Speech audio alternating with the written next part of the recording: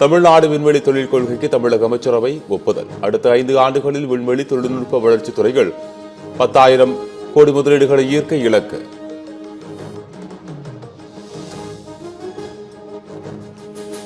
கட்சி தலைமையின் அனுமதியின்றி நிர்வாகிகள் ஊடகங்களுக்கு பேட்டியளிக்க வேண்டாம் என எடப்பாடி பழனிசாமி அறிவுறுத்தல். அதிமுக நிலைப்பாடு குறித்து கருத்து தெரிவிப்பதை தவிர்க்க வேண்டுகோள்.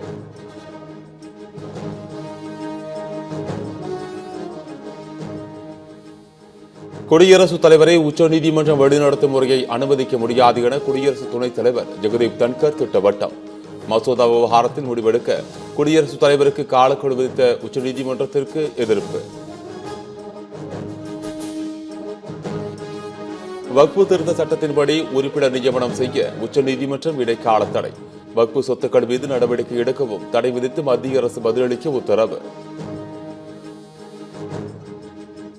அதிமுக பாஜக கூட்டணியை பொறுத்துக் கொள்ள முடியாமல் அவதூறு பரப்புவதை மக்கள் நம்ப மாட்டார்கள். எடப்பாடி பழனிசாமி நம்பிக்கையற்றவர்கள் யாரும் இல்லை என அதிமுக முன்னாள் அமைச்சர் RB உதயகுமார் கருத்து. பாஜகவுக்கு ஆட்சியில் பங்கு இல்லை என்பதை அமித்ஷாவுக்கு கடிதம் எழுதிவிட்டு பேட்டியளிக்க தயாரா? எடப்பாடி பழனிசாமிக்கு அதிமுக ஒருங்கிணைப்பு குழுவைச் சேர்ந்த பெங்களூரு புகழேந்தி சவால். தமிழக வெற்றிக் கழக கொடியில் யானை படத்தை பயன்படுத்த தடை கோரிய வழக்கு. வரும் 29ஆம் தேதிக்குள் தமிழக வெற்றிக் கழக தலைவர் விஜய் பதிலளிக்க உரிமைகள் நீதிமன்றம் உத்தரவு.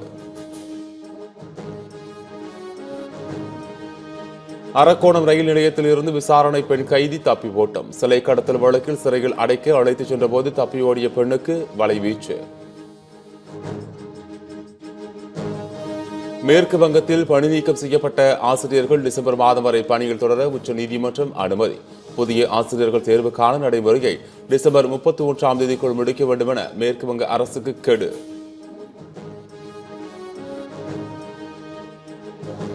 தமிழ்நாட்டில் இன்று 4 இடங்களில் வெப்பநிலை சதமடித்தது. அதிகபட்சமாக மதுரையில் 102 டிகிரி ஃபாரன்ஹீட் வெயில் கொளுத்தியது.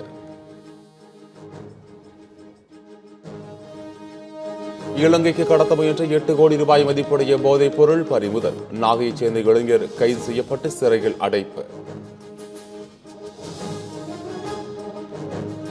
நெல்லை அரசு கூர்நோக்கு பள்ளியில் மனித உரிமை ஆணைய உறுப்பினர் கண்ணதாசன் நேரில் ஆய்வு. சிறுவர்களுக்கு செய்து கொடுக்கப்பட்டுள்ள அடிப்படை வசதிகளை பார்வையிட்டார்.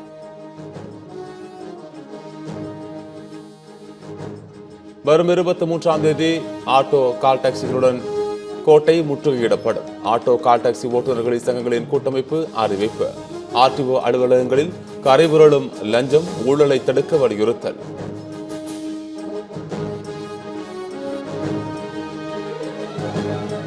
சித்துறை முழு நிலவு மாநாட்டு குழு தலைவராக அன்புமணி நியமனம். பாமக நிறுவனர் ராமதாஸ் அறிவிப்பு.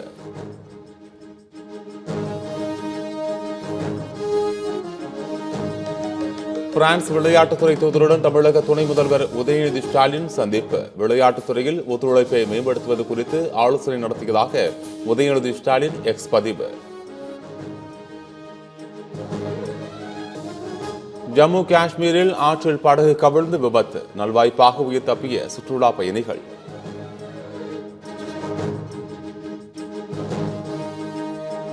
காஷ்மீர் குறித்து பேசிய பாகிஸ்தான் ராணுவ தளபதி அசீம் முனிருக்கு இந்திய வெளியுறவு அமைச்சகம் கண்டனம். பாகிஸ்தான் தனது ஆக்கிரமிப்பு கருத்துக்களை நிறுத்தி பயங்கரவாத நடவடிக்கைகளை கைவிட வேண்டும் என வலியுறுத்தல்.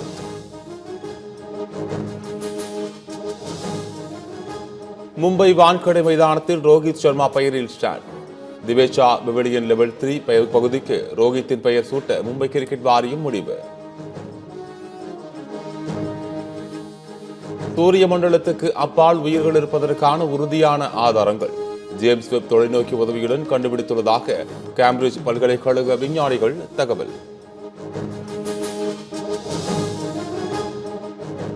தலிபானை பயங்கரவாத குழு பட்டியலில் இருந்து நீக்கியது ரஷ்ய உச்சநீதிமன்றம்.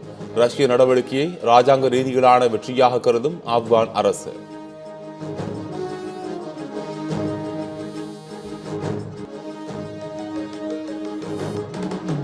ஹைதராபாத்துக்கு எதிரான IPL போட்டியில் மும்பை அணி டாஸ் வென்று பந்துவீச்சு தேர்வு. 10 ஓவர்களில் ஹைதராபாத் அணி 75 ரன்களுக்கு 2 விக்கெட் இழப்பு.